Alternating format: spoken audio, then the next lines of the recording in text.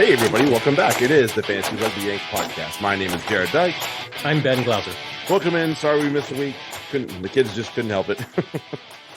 It happens, and it's for the kids. So for the little ones, for the greater good. I wish I could say come back with better news, but we got whomped that day. There is something that I don't want to dig into this too far, but for whatever reason, the law has not caught up here with rugby in high school, because we should not have played the match that we did on the day we did, because that was 2 matches in 5 days. These kids were hammered. Right. Like they were just absolutely exhausted after the first one, and the second one got them all, and we actually ended up picking up a couple of injuries. So USA Rugby, MIA, all that shit, please catch up, because these kids really, really would like that. We need to really walk the walk on player welfare. Yeah. Especially at that age. Yeah, at that age, definitely. All right, let's crack them. Yep.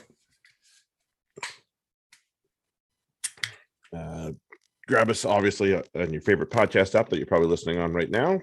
Share, download, rate, review, all that good stuff. Yeah. Shower over here. Haven't poured a beer in a few. I left Storm along for a little bit. Yeah. I drank all my beer out of a can this weekend, so no pouring was done. So I'm clearly rusty. There you go. Neck was on fire for 2 days. It's better today, but goddamn all that propping. Gotta stretch that neck out, old man. The whole weekend of it.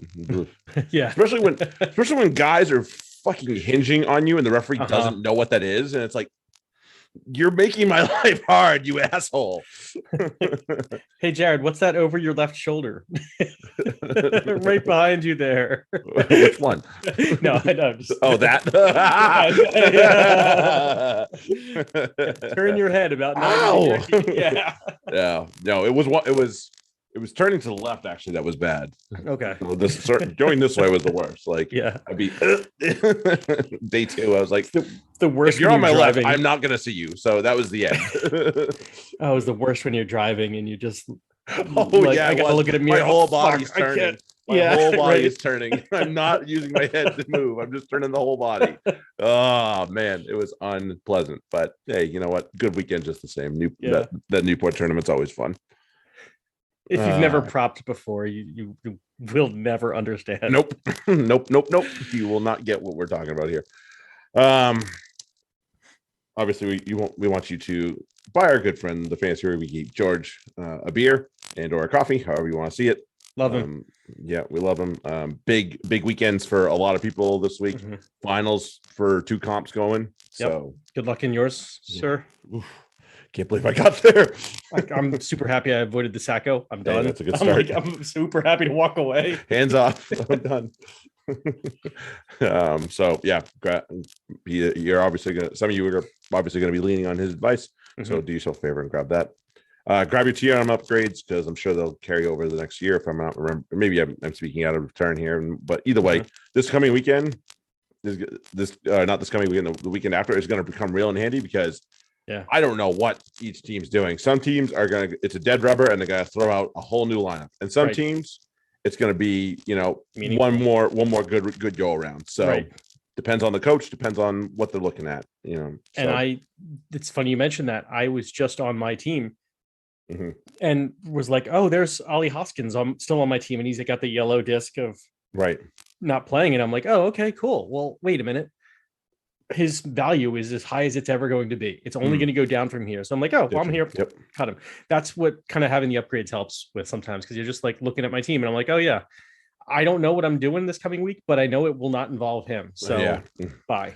Like I'm taking my profit off of him from the year and walking away a week early. Like seriously, that's another thing, is get your teams, sort some of your teams and drops like that this week before everyone else starts dropping them, because the lower owned they get, the lower value they get. Yeah, more than likely. Sorry, I'll keep the rest for the fantasy pod. Yeah.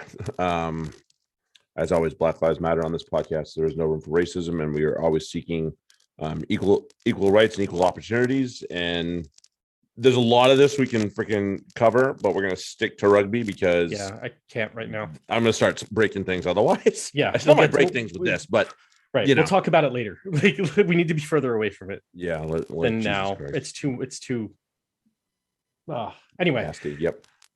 Fucking Haskell. Oh, like it just like you had your okay, like you're just doing every step wrong, like every step, and it's making it all about him, and now he's trying to be some sort of victim and toxic feminine. No, stop. Fucking helmet. Like you fucked up. Just yeah, we fucked up. That's not that hard. Just say you fucked up. Everybody fucks up, and this guy and I are included will fuck up. Mm-hmm. Admit it and fucking move on. Like, yeah. What are you doing? What are you doing? And he's making it all about him. From the start, he made it all about him. Like, Simi, take a day off, and it's like they don't get to. Like, you don't even fucking get it. Like, they didn't get to. Like, you think you're some sort of ally, but you're just kind of there. Whereas she's the one who's actually going through it, and you're gonna tell her to take it. Like, it doesn't work that way. Nope. Nope. Like, and the worst part is that, like, so I, as someone who has, I feel like I've walked that walk. I've coached for multiple women's teams and tried to do my share of making them better, and I feel like I did in both instances. It's not easy to gain the trust, and rightly so. Yeah, and people just trust anybody. And I don't. It doesn't help me any because I have. I'm bald and beard. I fit the profile of that. That type of idiot. Yeah, and I'm not. So, but it's still hard. And guys like Haskell just make it that much harder because it's I'm an ally, but I'm still gonna fucking shit on you. Like, no, that's not. Try again, bro. God damn it. Yeah. So he's making it that much harder for actual male allies to be trusted when he does shit like that. So that's why he's got to get called out. Yeah, you're doing no favor to anybody around here that actually wants to support women's rugby, and he doubles down on it too. Like one of my favorite players won national championship this weekend, Mo McInerney from Nova, and it was awesome to watch her win it. So yeah, fuck yeah, good for her. Anyway, sorry, go on. No, that's all right. I mean, just fucking helmet, doubles down on it too, which is like, like. They're just holding my beer, and I don't know what the hell you're holding at this point with that, because that is just otherworldly dumb. It really is. We really need to trade Jim Hamilton to GBR for Haskell, and then when Haskell and Good can shit up one pod together and just be shitty. Go cock up one pod at a time, please. Right, we can have one pod that's listenable because there's reasonable people on it. It fucking sucks. Jim's missing pieces, but I like him. Yeah, he's, but at least he gets it, and will listen to reason occasionally. Occasionally, some might argue otherwise. Oh shit! It depends on. I think he gets when he gets encouragement from the worst angels around him. That's one thing. But if it was him and Tins, I think they would. There's positivity there. So yeah, no, and I really do like Tins. Yeah, so that sucks. Also, don't forget there is our Patreon out there. It's gonna be. We still have to make a decision of whether or not what we're gonna do in the off season, but we will try and keep things going and content going for the off season.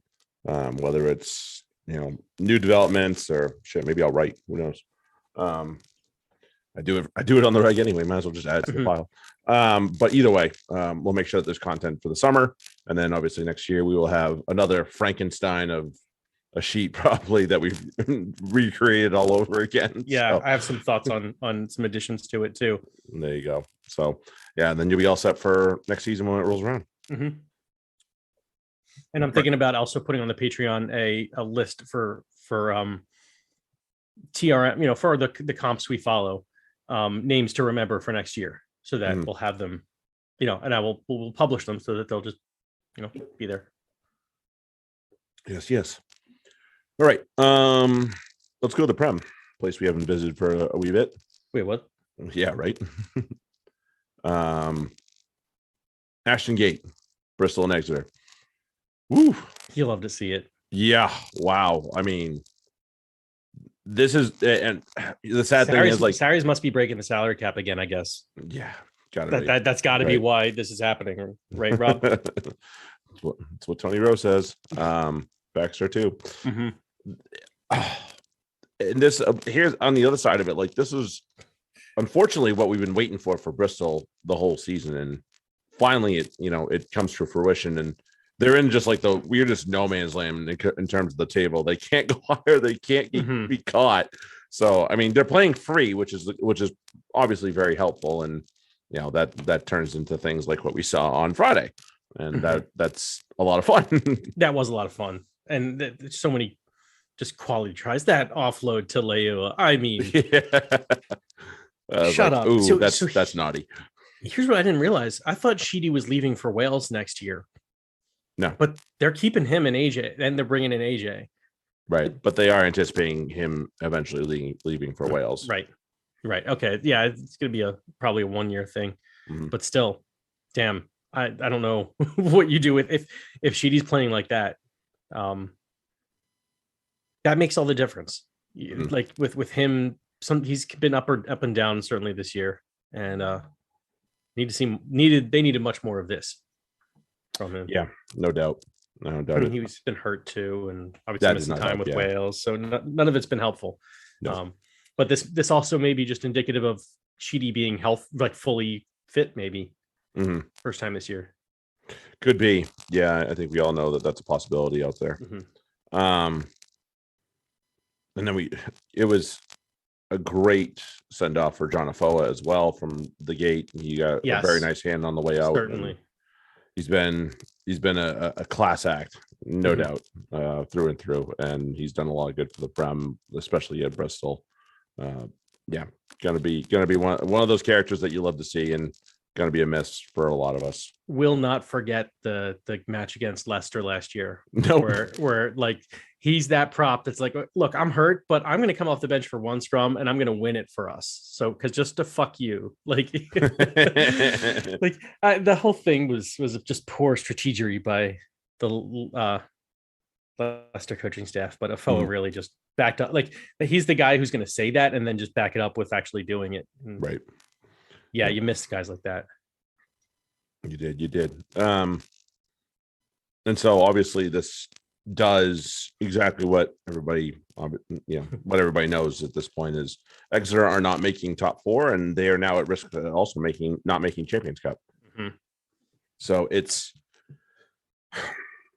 And we've hammered on it, and so I don't want to beat the dead horse. You'll love to see it, as it were. But like you look up and down the lineup, and it's I can't help but sit there and just tear my hair out of some of it, and it's like, really, like, who's your attacking option in the forwards? Really, supposedly yours, but I don't believe that for a fucking second.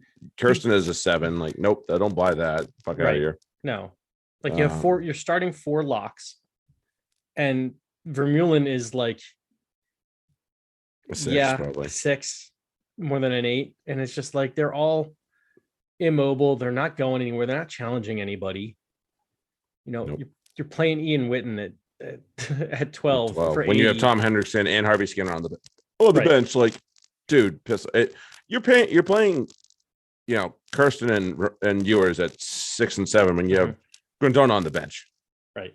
Who's proven that he is a very, very good mobile forward, and he did okay when he came in. Yeah, he did. He was a nightmare for a lot of reasons. So, yeah, back to the drawing board and get rid of some of this dead weight, because it's not doing you any good. A lot of it, right? Yeah. They don't have Tom O'Flaherty next year. They don't. They won't have Skinner or Hill.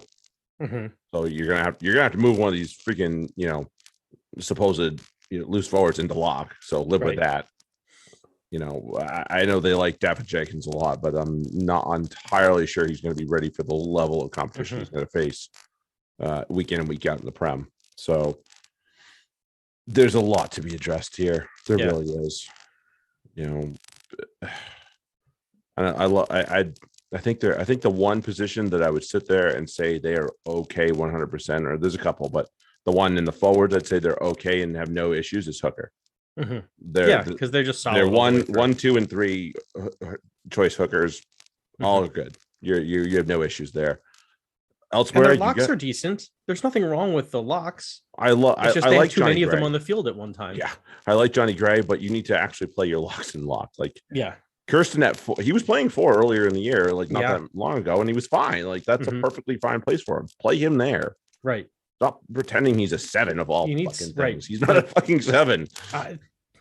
Like Exeter just the problem isn't that you're limiting yourself because you have no fetchers either. Like, who's really going to turn the ball? Who's that guy who's over the ball before anybody else is even thinking about getting over that ball? Like, none of them. Like, they're all lumbering lummoxes who are lucky to get to the tackle, let alone the tackle assist for a jackal. Like, you're limiting your defense, and that makes it easier for teams to run around you. You know, like you see it when there's that difference in, you got to hold in for a lock versus if a back needs to launch and there's a flanker inside, like a true flanker inside him, he's like, all right, okay, cool. Like, I got my help. A lock, no, now I got to hold up my run because I can't give too big a gap inside. Like, protect it. Yep. It hurts them on defense, and then they just don't attack well at all anyway. So this is what Bristol did it right. That's how you attack Exeter. we know that they have a hard time keeping up with that play style, and a lot of teams exposed them to it this year. Right. And that is what it is. You run into, you do the 1-ups into their defense. Yeah, they can defend you all day. But go a little bit wider than that. Yeah. turn it into a fast-paced game, an open game, and that's not that. There were times where they could live with it and they could actually play a little bit with it. And they'd be okay, and that's when they were near the top of the table, and they were winning Champions Cup and all that stuff. Right. And that's good. That's you have to be able to do that. You have to be able to do your own thing, and then live with the fact that a team's doing their own thing too sometimes. And they can't live with that right now. Right. And that is the biggest problem, without a doubt. Yeah, like if you go width to width on their defense in one phase one way all the way, one phase the other way all the way, their defense is just carved apart at that point. Yep. If you don't get a line break off of that, you get a line break the next phase because they're just run it again. Like teams have figured that out. You just run them side to side, and then that's when it opens up because they don't have the agility. No, super not easy. Enough of it. That's for damn sure. Like, you can't ignore that. No, Baxter does because he's an idiot. Because that's how he does it. Right. I actually didn't watch the other Friday night game. That's one that, if you didn't hear before, I played a lot of rugby this weekend, so I didn't get to watch it all. Wasps and Sale. I watched some of it and wished you hadn't. There's nothing from Wasps. I saw at one point that late in the first half there was a yellow card for Sale, and I couldn't quite tell who it was until John O'Ross came running back on the pitch. I'm like, you know what, that fucking makes sense. That makes a lot of sense. That tracks. Yeah, I'm just and unfortunate for Jimmy Gopperth. His last taste of rugby at in Coventry is missing a kick that had a bonus point on the line. And so he was pretty broken up about that. That bonus point could make a big difference next weekend. It could. So, but it was that he shouldn't take it too much to heart because Wasps just played terribly all match anyway, for the most part. Like, it was not like they didn't do anything on that the Ross yellow. Like, they weren't that creative. They didn't hold the ball enough. It was just not going well for them. Yuck. So I was not impressed by them. It's too bad. Yeah. They actually played pretty well. So I didn't watch the rest of the game. A couple weeks ago. They played pretty well a couple weeks ago too. So it's too bad. Yeah. Maybe they just left it all. They might have just left it all on Leon. Honestly, I wouldn't be shocked. It's possible. Yeah, wouldn't be shocked in any way, shape, or form. Let's go to Saturday. Let's I'm not there was a couple of exciting ones. Let's start with the less exciting one first. Newcastle and Leicester up at Kingston Park. Yeah, much to report. Leicester, Nick Dolly getting Jack Willis. That was I don't want to hear about the role. Shut the fuck up about the role. I don't want to hear it. Okay, I get it. All right, but at the same time, like, there's a lot of issues, so just shut up, and I don't want to hear it. Yeah. Okay, let's just stop talking about that. There's so much more to talk about. That is not something that we're going to get into. Right. The yeah, you said don't watch that, and I had my head down for the initial injury, and then I heard Sam Roberts say, "Oh, it's Nick Dolly on the floor." I was like, "Well, not watching that replay." Yeah, and they showed it a couple times. I was like, "Okay, like stop." Right, like usually if something is bad, they don't show it at all, and they're like reveling in it. I'm like, dude. Yeah, eventually they got that. There was a close up that they were gonna show, and they were like, "Oh no, we're not gonna show that." Right, it was not. They realized how bad it was. They're like, "Nope, never mind. Try again." But other than that, how was the play? This is Washington, or this Lincoln. Anyway, yeah. Other than that, there wasn't much to the match that's worth discussing. Oh, except, Josh Basham is, he looks like he could be the real deal. That's important. Yep. He's McGuigan getting over again, because that's just what he does. Shocker of the day, right? he seems to be a predictable thing at this point. Yeah. Yeah. You know, as little credit as Newcastle would get, they held Leicester away from a bonus point. This was actually close for a while. This got busted open at about 70th minute. Yeah, just short of that. Porter got over, and they were the problem was, you know, there's only so long you can hold the water until the dam's going to break. Right. And there was a lot of ball on the wrong end of the 22 for the sake of Newcastle. So it was always going to end poorly, but just, yeah. Yeah. Oops. And I was shocked that of the two, Nemani Nadolo stayed on for 80 and Ashton came off. Which old guy are you going to take off? But it's like, yeah, it's like, pick your fucking poison. One of them's going to do something terrible to you. So, and it wasn't Ashton this week, but Nadolo certainly did. Yeah, they're both nightmares in their own way. They really are. And having them that kind of balance on that field. Whew. Yeah, I will say this. I give him credit. Ford didn't get the tee fast enough, and he's like, "Fuck it," and he knocks off with a drop goal from the wing. I'm like, "All right, okay." I mean, if you can just say "fuck it" and do that from the wing, all right, you win. You win. Cool. Well done, sir. Well done. There is no doubt that man's talent. That's never been a problem. Question. That's never been a question. It's just how he plays and his attitude. That's all. Yeah. That's so yeah, that's the end of that one. That's all we need to discuss. Right. Let's go over to the rec, because that was a doozy as well. That was. I don't think I saw a minute of it though. I did, and London Irish really spit the bit at the end there. They had it. Yeah. They had the ball.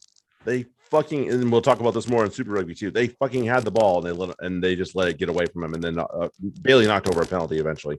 But the try from Muir was huge in that whole thing. And here's the thing: there's so much about this Bath team in the end that you gotta love. You know, you have Muir coming off the bench, and he's probably going to be an out and out starter from week 1 on next year with no Rocco. We found out Rocco's leaving. Right. A lot of bodies leaving. You know, we knew Faletau was leaving for Wales. That's not a shocker. Right. Hey, here's one. Mike Williams got on the sheet, but it was for a good reason. Wait, what? He scored. What? He fucking scored. Lies. Although, you know, this London Irish team would be the kind of team that would give up a try to Williams. Yeah, and they played some very good open rugby, but at the same time they couldn't defend it. And there's just like there's so much that I'm sure Declan Kidney's going to go back and be like, guys, this is how we're going to end our fucking season, because they're done after this week. They're done. They don't play. Right. And that's how they go out with 2 loss. Well, they to be fair, they did shit the bed earlier in the week, and they had to deal with that. So, or was that last week? That was last week, but still, either just way, the same. They're yeah. Yep. It's rough. Yeah, it's. Although here's the thing, though: how do you shit the bed, especially with Exeter? You already knew that Exeter, you know, was within your grasp of getting ahead of them, and that it might be enough to stay there. Yep. And that if you get ahead of Exeter, you know, one of Wasp, you know, actually if they got ahead of it, they'd be away from Wasp. They'd be clear. It's not just they knew that too. Yeah, like, absolutely. They knew absolutely these knew things, and this is what they do. Like, Yep. oh, I'd be furious. To Totally. Bath, to Bath. I don't Right. care what the who's. Yeah, no. Yeah, that was bad. It So was poor. It was poor. And that's all right. credit Get to it. Bath. They You they know. they they played out of their skins for the most part as well. Ben Spencer had a great game. Oh, I The whole saw that back row try. had Yeah, that was the whole back row had a very good game. Yeah. Really, really awesome news and visuals to see Benno Albano back out there. Thank did not see God. that. I love that That's man. okay. And I'm so happy he's back out there after that knee injury. So yeah, that was fantastic to see. I was like, that is that? Yes, it is. Yes. I love that guy. I was excited to see that. Kind of a sad way for Sean O'Brien to call it a career as well. Yeah. Did get a nice hand from some of the Bath faithful. They recognize his talent and his career and what he's done, but yeah, really, really kind of shitty way to go down. So yeah, but I mean that's the the team you picked. Like that seems to be what they do. Right. And then another team that's got a lot to. I was trying to get into this before. Like, there's a lot to love about this Bath team for next year, and with Van Gran coming in, well, they got 7 guys going to Australia, right? Potentially. I think that's just one camp. Or in the camp anyway. Yeah, I think that'll get rejigged and pared down and all that stuff. We still got a few weeks to go for that one. So still, right, yeah, still some good stuff. Crazy. And we know Orlando Bailey's on the up as well, and that's only good for them. So there's a lot of really good things here that are happening. Redpath should be healthy once again. He's had a rough year with injury. That'll help them. There's I'm sorry, Miles Reed. Yes, like he had a long injury coming back. Too, yeah, so they're getting like. In all, all due respect for for saying what I said about Bath and all, but like they are getting guys back, so this is a different team than has been playing most of the year. So and they'll be a problem next year. I don't doubt it. I don't doubt it. Let's go over to Twickenham. A game worthy of Twickenham, I would say. Certainly was. I would say that was fan-freaking-tastic. You think. An international stadium, you want to see some good rugby, and that we got treated to that one, no doubt. And a show was put on. It was a show. Yep, no question. Like that was a display. Both teams really put it out there, and Freddie Clark, behave, sir. Oh my. Somebody lost their horse. Right. He's just fucking loose. We have a horse. Wait, that's Freddie Clark. Yeah. Damn it. Can't you wrangle that horse? He's loose again. Like, fuck. He was, that's all he did was get loose. He had a fucking worldie of a game. Yeah. So good for him. And it's like, I don't think, at least, we don't get to see much rugby coverage. So I don't know how much love he's getting in the media over there, but however much he's getting up until now, it's not enough. So it's good to see him get some due. At Twickenham. Like that's awesome. Yeah. Good timing, sir. No doubt. And then and this is well, Gloucester are in front, and I'm sitting there watching. I had no idea what the result was coming back watching this game on replay. I watched it yesterday morning. I'm watching it and I'm like, all right, there's no way the Quins are out of this, right? Because right. I knew the halftime score was kind of dire, but that's the same exact way we felt watching it live. Pretty much everybody was like, they're not out. Like it's okay. The score, yeah, they dug themselves a hole, but they've done it before in worse circumstances. True.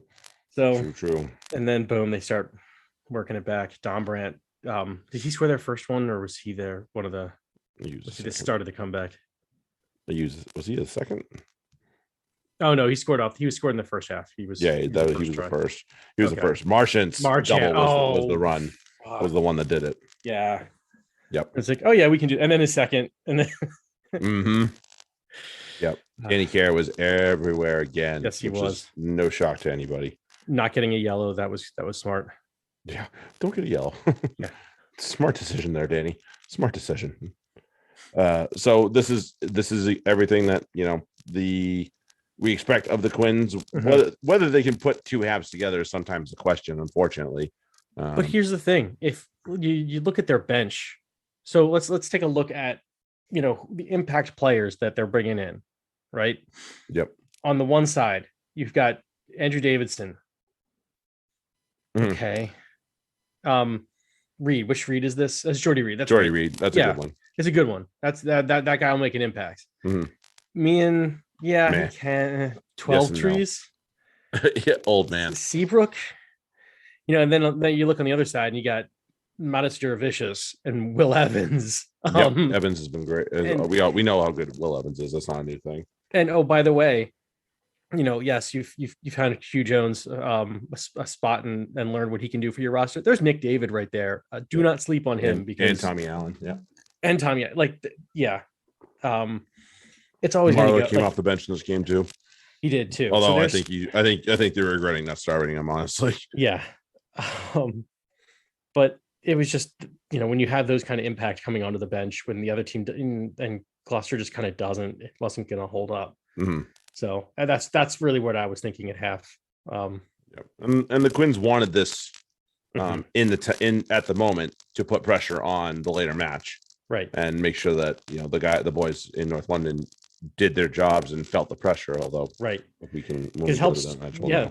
It helps them either way because they either if Sarries win, then it puts more distance between them and Saints, and if Sarries lose, then Quins are right up their butts. So right.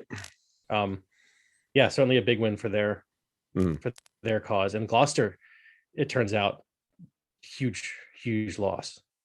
Very for the standings. Not you really needed that win. They did. They needed everything they could get out of that, and they only ended up with 1 point. Yeah, 1 bonus point. Yeah. Yep. They only scored 3 tries. Rough.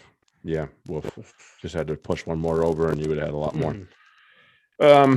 Speaking of, let's go over to the Stone X and the boys in black. And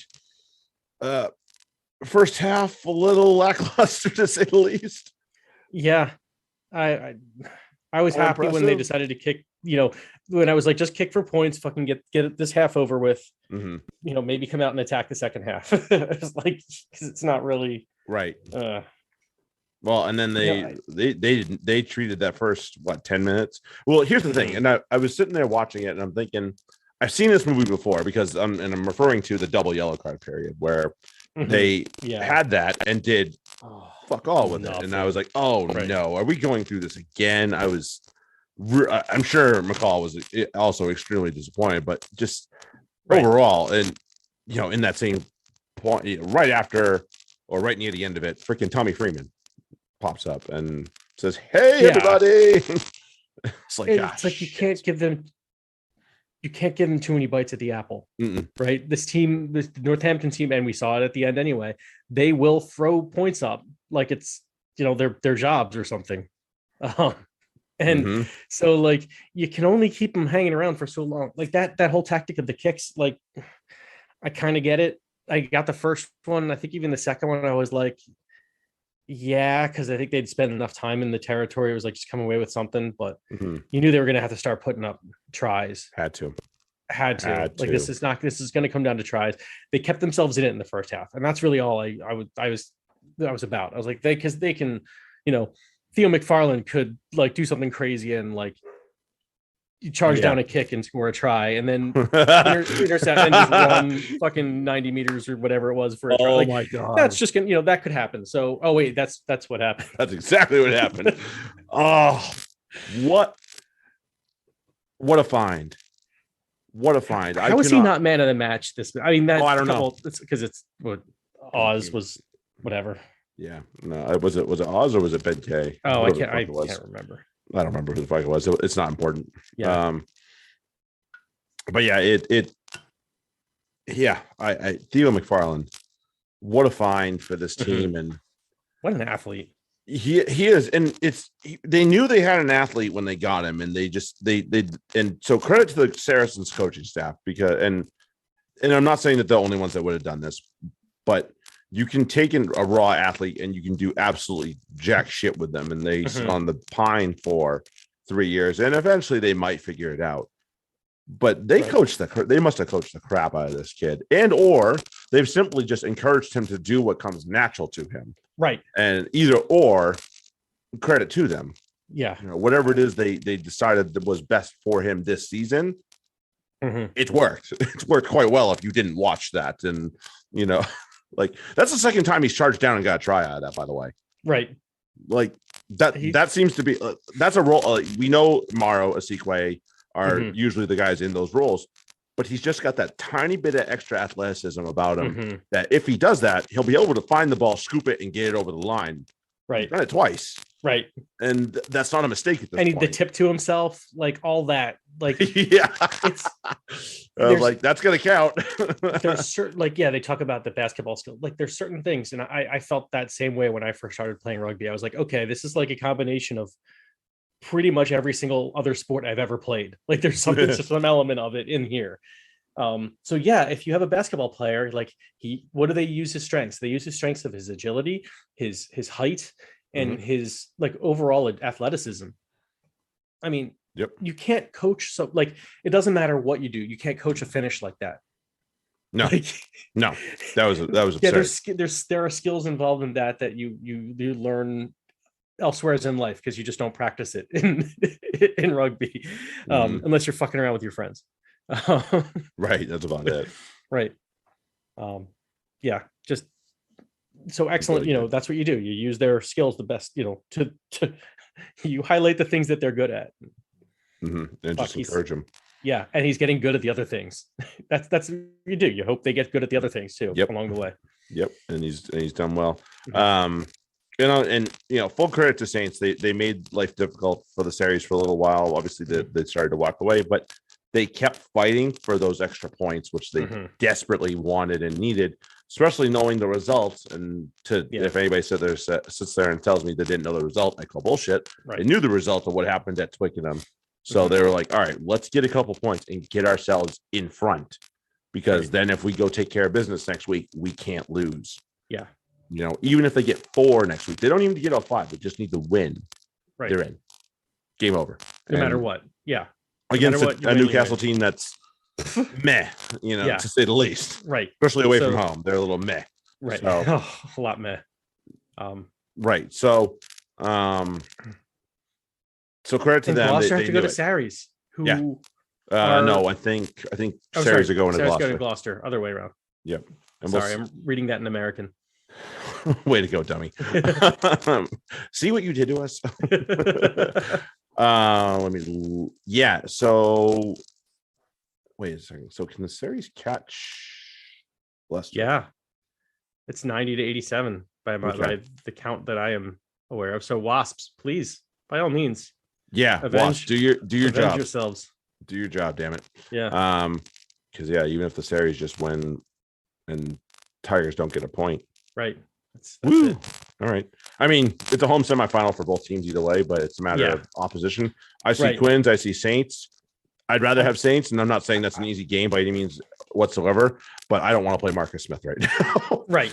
I don't want to play Smith. I don't want to play Don Brand. I'm not taking anything away from Saints, but those two guys are just not people I want to deal with right now. Exactly. I'll take my chances with the Saints and at home, which we just watched. And I think Sarries know how to beat them now. Versus the Quins, where you just don't know how how you win that. No, so, I mean, ask Bristol how easy it is to beat Quins on the road. You never fucking or at home either. Right, either and then way. you send one of them. If you hope you do business against the Saints, and you hope Leicester and Quins take it out on each other, and one of them shows up like a little limpy and self-questioning because holy shit, they just put up all these points on us. What are we gonna do here? Right. Yeah. Never know. Right. Never know. That would be preferable route. Yeah. Either way, I'll take the home semifinal at the very least. Call it done. Let's jump over to the other hemisphere, and Super Rugby won't spend much time on this. Crusaders Fiji and Drua. I watched the first half and saw where it was going. and that's the end. Yeah, Crusaders, and that is it. Yeah, it really is. Like finding Yanuku scores right off the bat. It's like it's gonna be this. Yeah, it's gonna be this type of game. And unfortunately, the Drua couldn't get one over the line. Even I was just because I did note they were fighting. It just wasn't. Crusaders are a machine on both sides of the ball. They have so much firepower. Even with Fergus Burke pulling the strings and not, Richie, it's like, oh shit. Scott Barrett's back, which is, and then they seem to very much like this Zach Gallagher character. So if they're willing to, have Barrett be one or the other, a six or a lock, and then, bring in Gallagher when they see fit, that's pretty terrifying in a lot of ways. Yeah. Yep. Especially if you're looking to have a more solid lineout, it's helpful to be able to chuck one of your locks at 6 that can do the job, and then bring in another skilled jumper. So yeah, pretty terrifying in a lot of ways. So I would, they had the loss to the Taz, and they've come back full bore on the last couple of opponents. So I would be very careful if I were anybody about to go against the Crusaders. And that's the thing. They had a rough stretch of the season, and it's like, for what other people is a rough stretch, it's just them realizing what they can and can't do as a team this year, and then doing what they can do, a lot of it, and then you get scores like that. Yeah, 61-3. Oof. And I just had slightly better hopes for the Drua in this one, but unfortunately, that just didn't come to fruition. Yeah, sorry guys. Love you, but that just ouch. And then let's go over to Brizzy and at Suncorp Reds and Moana Pacifica. Just a tough old campaign overall for the Moana Pacifica. They played this one. I haven't watched the Force and Pacifica game from Tuesday either. They've had that happen to them multiple times this year, and it's just shit luck. It's not anything else they can do about it. It really is just awful rotten luck. Like this most recent reschedule wasn't even them. It was the Force that had it happen to them. So I was like, ouch. So they've had a few really rotten luck, incidences, and I full credit to them for just continuing to just put forth the effort and put in a shift, even if the scoreline gets really lopsided really quick. It wasn't so lopsided so quick here, but there was also a point where you just felt like the Reds had it the whole way. Yeah, right. So yeah, ouch.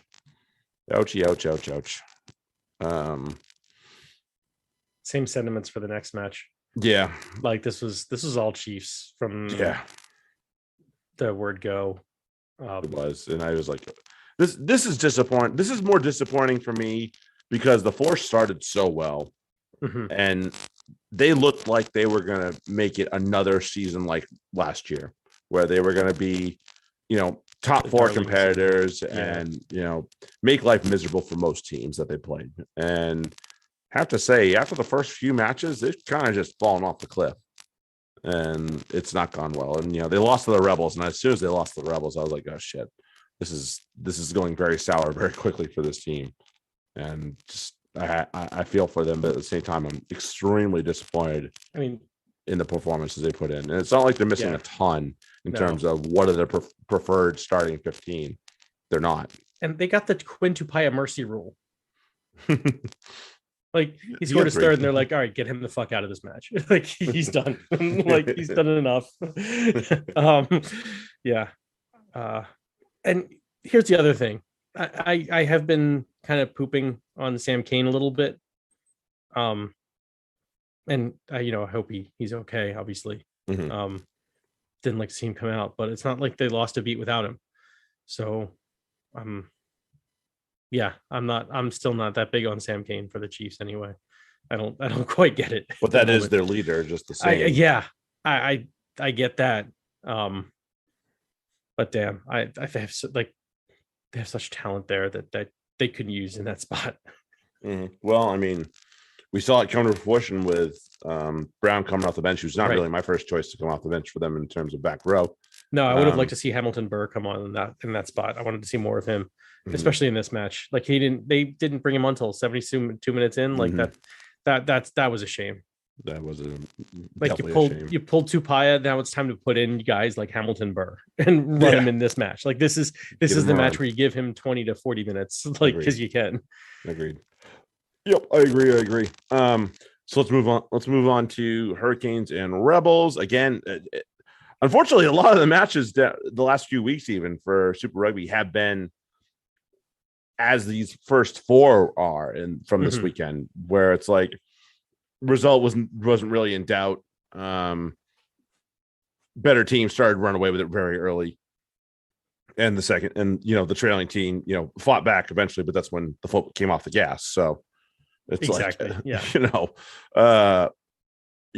and Canes were forced into a host of lineup changes because of the flu, which is still a thing, despite the fact everybody remembering that, thinking that it was COVID. I was like, nope, it's just the regular old flu. Wow, that's crazy. It's like, yep, regular old flu just swept through the team and made a host of changes. But the one thing I will say is for the Hurricanes, they have some interesting thoughts that they're going to have to kind of mull over in the offseason, and we're obviously not there yet, but you have Aiden Morgan, you have Ruben Love, you have Jackson Garden Bishop, and if you have to pick one of those three or two of those three to keep, I love Jackson Garden Bishop, but I think you're going to keep the other two because of their youth. I think Aiden Morgan's only 20.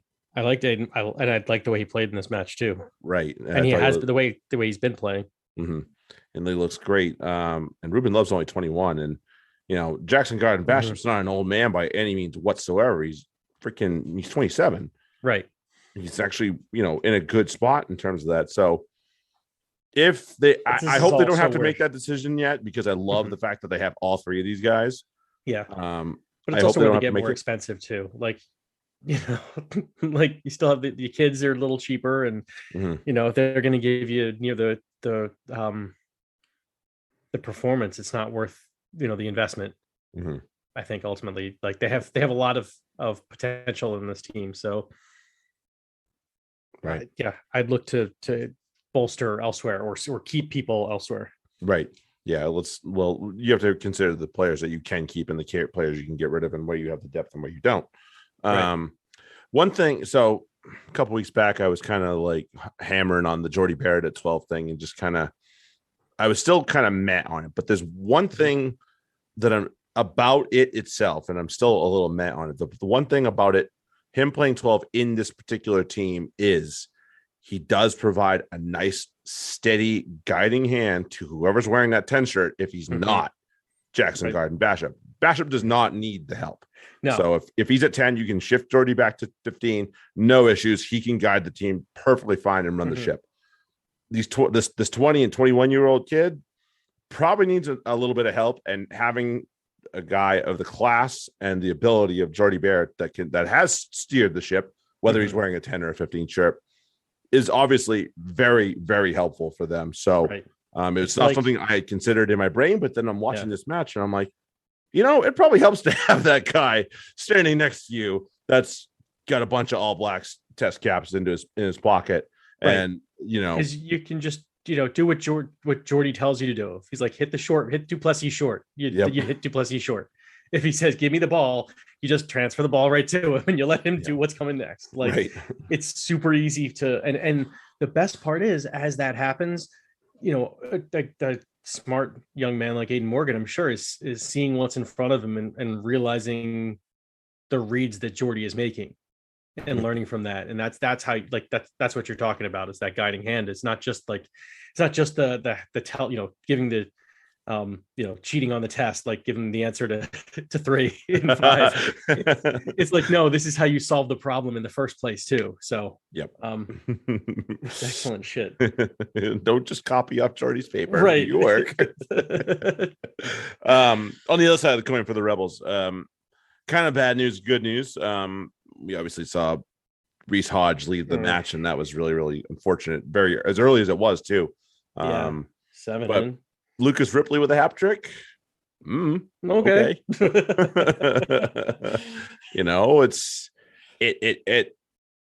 It's good that they have that, and that's another. This is another team that just they're developing, and they need to bring guys like Lucas Ripley along. If I'm Foot, I don't know if I want Joe Powell as my starting 9 next year. It might be controversial, but I don't know if I do.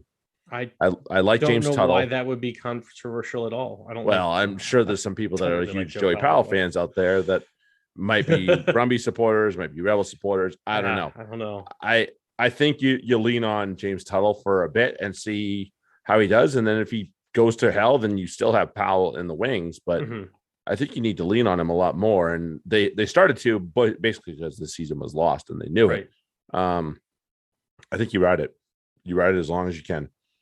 You know, I don't see a reason not to. Because I see Powell as a jag, and it's like what the ceiling is there. So agreed. Get Tuttle. Agreed. Yep. Find out what Tuttle you have in James Tuttle first. Yeah. And then if you have nothing else, all right, cool. Go find something else. Right. Fine. And I tell you, Tuttle has not been the problem, really. Like it's not. No. There's a lot. There's a lot of things going on. Going wrong. There's a lot of things going on here. He ain't it. He ain't it.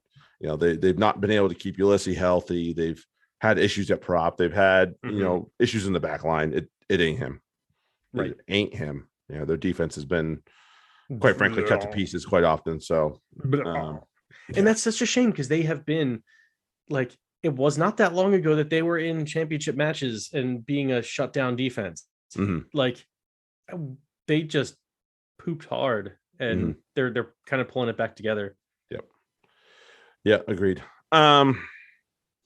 Over to Forsyth Bar. This is actually the other match I did not get to. Taz and Highlanders. I did not get to this one. Well, it looks like we have a Sam Gilbert red card, so that's not a good start for me. I was like, knowing what I know now, that makes sense. Seeing the scoreline from before, God damn it. Yeah. It looks like this is the Highlanders that we thought they were. Danny Green. Yeah, exactly. They are who they thought they were. Yeah, they're not that good, and Taz are decent. No, I think they had to make a late switch. I don't think Van Voot was in the original. I think you might be right about 15.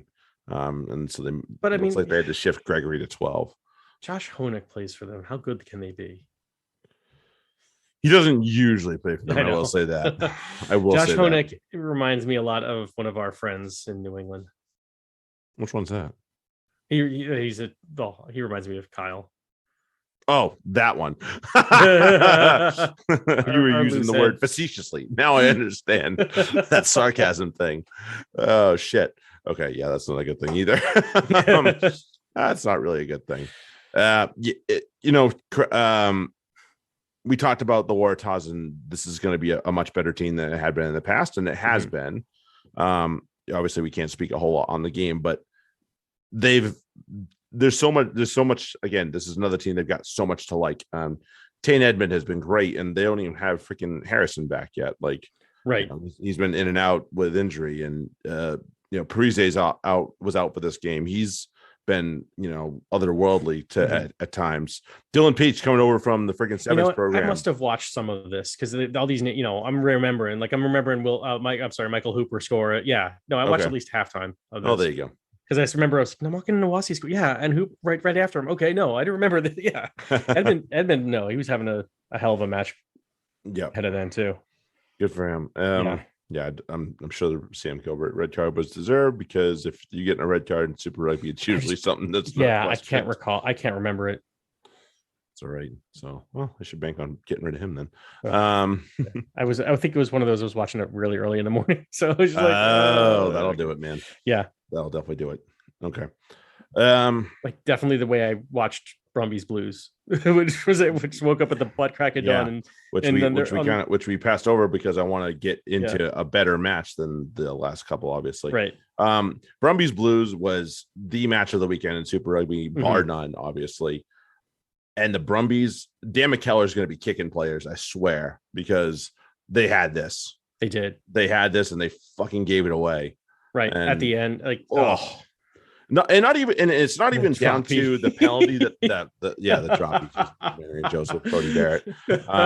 It's not even down to that point where they gave away here's the thing about the penalty we can get into in a second, but like rewind all the way to the back where they gave it the fuck away. What, at the 10, the 22, somewhere in that neighborhood? Like, geez, I'd be so irate if I was Dan McKellar. I'd be like, no, we just gave the ball away in a fucking terrible spot, because despite Parafeta's game from the tee, he's still very good, and Bodie Barrett's there too. So that's a problem either way if I'm the Brumbies. But the penalty is one of those things where, for me, that needs to be, you are 100% going to get it, or leave it the fuck alone. Mm-hmm. And there's no way that was 100%. If he thought that was 100%, he needs his eyes checked. Like, why the hell he was digging for that, I don't know. But yeah, and especially since Damon Murphy's kind of iffy when it comes to the breakdown, that's not something I would want to leave to chance. No. So that was a little silly. I think it was it Samu that went for it? I can't remember. I don't either. It was either Samu, it might have been Hooper, but either way, not good. Bad decision. Bad decision all around. Well, then you look at Beauden Barrett has, he had two penalty kick. Well, one penalty kick, 40, right after halftime. In at the death, of halftime, and then again at the death of the game. Like, finish your fucking halves. You finish two halves and just chill. You're gone. You're done. You're through. But nope. You can't do that against the Blues. They're too good. You can't lose your discipline like that. You gotta, I was worried about that Lolesio kick myself, even when they took it, because it's like you're giving them too much time. Like a minute. They don't need that minute. And obviously they didn't. Just a shame. Yep. They had it, and again, this is something they're gonna have to remember how to finish. And Pollard scores, and I was like, damn. Did you see the halftime show at all? I didn't, because I was watching it live, so I actually paid attention to it. They interviewed Anton Segner. I'm gonna butcher his name.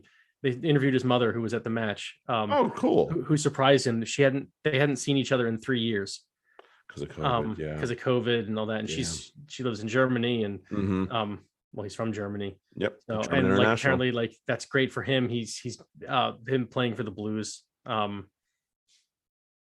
is like a big thing for Germany, and that of course it is. Yeah, good for them. Yeah, and then he's a source of pride back home. So that's cool to see. That's great. That's great. And she was talking about, she knew her shit. She was legit throwing down all sorts of insights, and it's like, love it. Fuck, this is great shit. It was really good content. So love it. Love it. Yeah. And the whole weekend was the cultural weekend as well, which was really cool. We saw some really cool stuff from a lot of the teams, and the Hurricanes put something out during pregame, which spoke to their natives, and I was like, this is cool. So I have a lot of appreciation for stuff like that, because there aren't enough people that we don't do enough to honor stuff like that. And so when there is some sort of honor given to that, that's and the kits are cool. Like the ones that the Australians do are really fucking cool. I would buy those all day. Like, hell yeah. On top of that, fuck yeah. I don't care what the reason is, but the fact that that's the reason also makes it worse, makes it better rather, excuse me. Makes it more so. I'm like, yes, I will definitely buy that.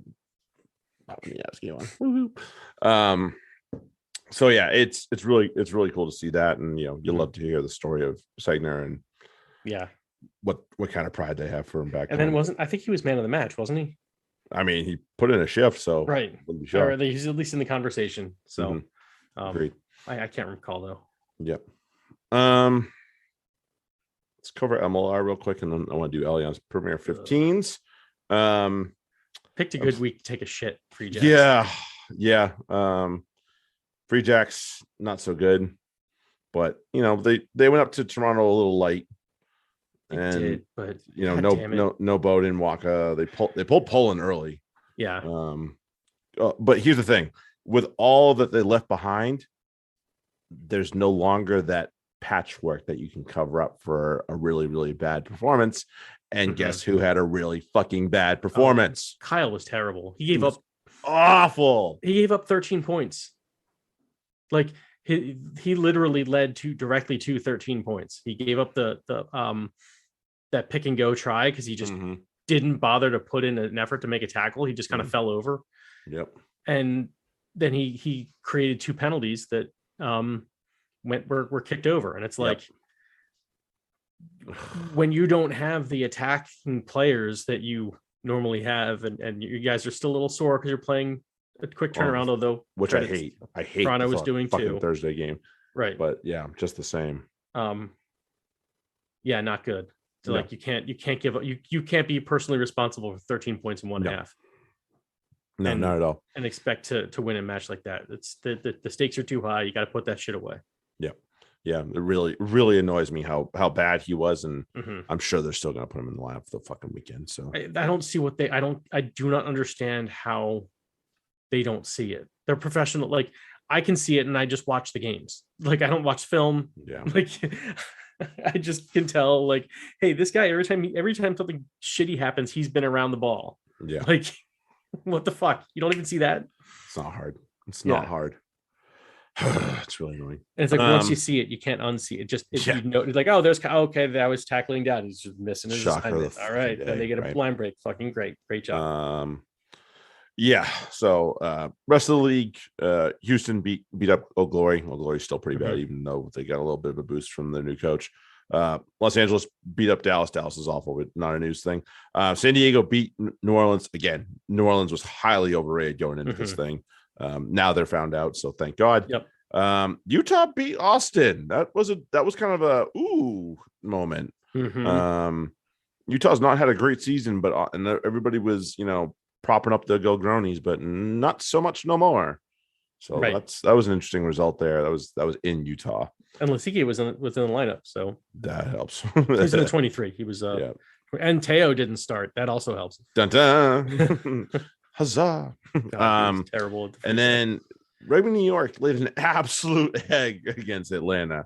Wait, weren't they were just saying something about best back three ever? Dude, that back three was lightning in a bottle. How did they lose? That is terrible coaching, in my opinion, in that case. Like, they didn't score a try? No.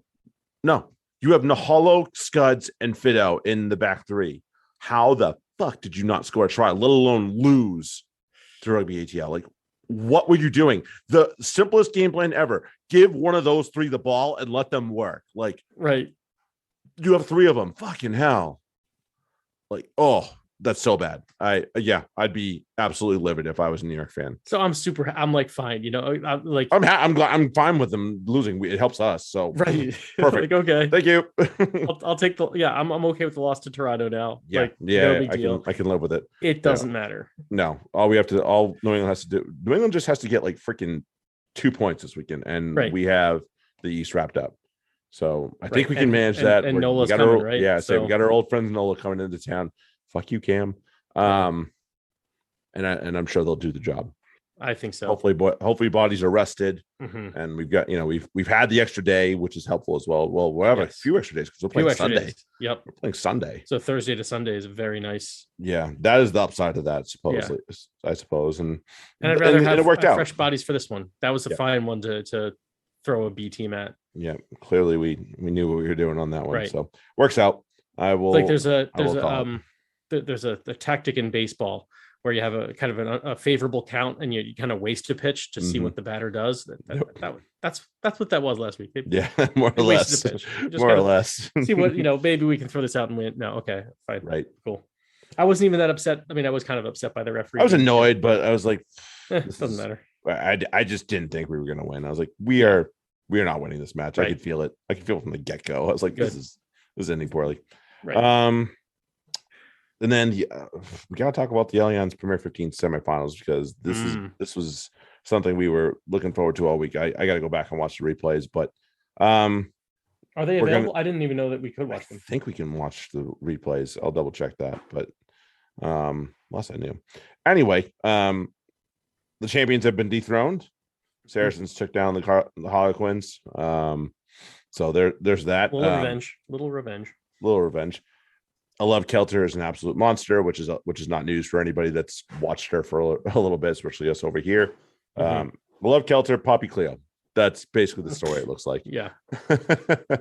That looks like it's what the story. So not much more needs to be said right there. No, and so loads of credit to them. Let me see. 2 cards to the series. That's not awesome. Yeah, it's less than awesome at that. It's not ideal. No, it isn't. But if you come away with a win against the Harlequins, you did something all right. Yeah, they probably did all right. it looks like they got off to a flyer. They were out in front real quick.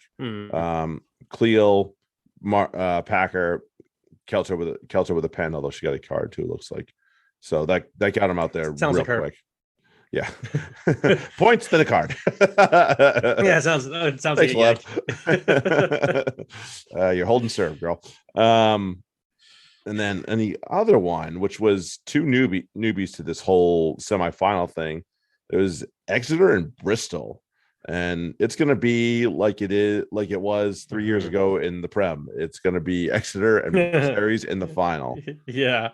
Except I kind of am cheering for this Exeter team because they have like 5 American women on it. So right. There's no loss here, really. No, we'll call it good. It's a big W for American rugby. That's all I care about, really. It is that everybody has fun. Yeah, I mean, I want Saris to win, but I do too. Hope Rogers, I guess, I think she was player of the match, which is awesome. So good for her. She was one of the American women that I was really hoping would get one of these deals over here because I liked what I saw of her, but at the same time, I was like, one, she wasn't as fit as I wanted her to be, in terms of just her general getting around the park. And two, I was like, all right, she's missing something from her game. I can't put my finger on it, but she was missing something from her game. So I'm glad she got this over, and she's over there and she's getting better. There's no American coaches that can really help her because why would she listen to any of them? Not the ones that I fucking know of. There's nobody who has the talent that she has at the position she has that's come before her, really. So there's nobody to be like, this is how you do this, and that she would listen to. So for her, it's a good deal to go over there because now she had to work. Like that there's certain things that are expected and demanded that you can't really like. She could just not do any work in the US and be the best player on her team. And there's not much you can do as a coach with that. Yeah. So, Appleby and crew did her good. I will say that. Right. So. And, it's no disrespect to the American coaches that she's had. It's just that it is the way it is. So that's what she needed to do. So it's, yeah, that is what's up.